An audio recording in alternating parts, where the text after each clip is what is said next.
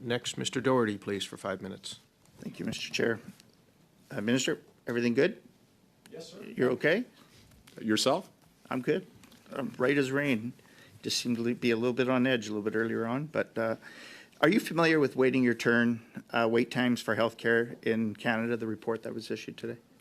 I'm aware of it. I haven't had a chance to look at it. It was issued So today. well, it's interesting because, Minister, it says that report reveals that out of 30 developed countries, Canada is ranked 28th in availability of doctors, 25th in hospital beds, 25th for psychiatric beds, 27th for MRI machines, and 28th for CT scanners. That's your record. Actually, it's. I mean, I love how you don't hold Ford or any other government accountable for provincial health care.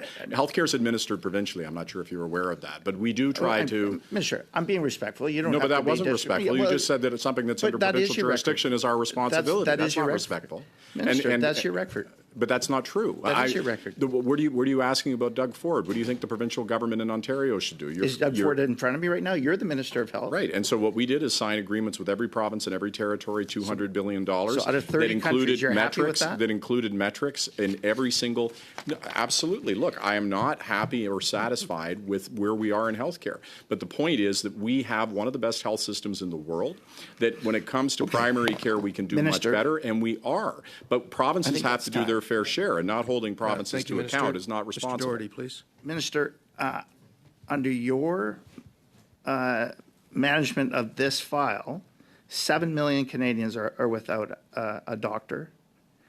What have you done? What measurable steps have you done in the year and a half that you've been the Minister of Health to make sure that those 7 million or Canadians have access to nurses, to doctors? What have you done?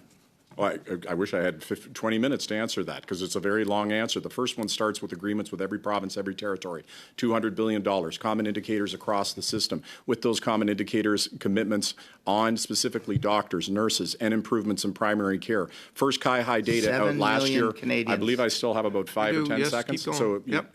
The first CIHI data showing baseline report last year shows every province, every jurisdiction, almost without exception, ahead in doctors and nurses. That when you take a look at the investments that we're making in that I just talked about, C72 or health data, I can't say it fast enough because I got so much to say on it. It's great news. You have a mandate letter? Yeah, absolutely. It's a continuation of the preceding mandate letter. So, Minister, you've been in this role for a year and a half, and yet Canadians have yet to see what your mandate letter is. Who sets your priorities? Well, I think at the beginning I enumerated my priorities very clearly. Pharmacare, dental care, data transformation. Where do you stand with Bill C-72? Where do you stand on dental care? Where do you stand on pharmacare? What is your position? How are you going to fix?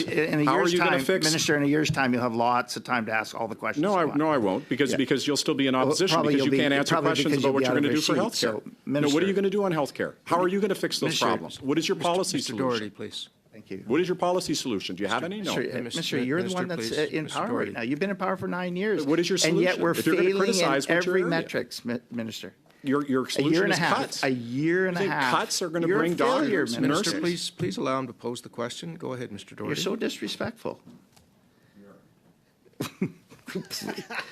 And weak.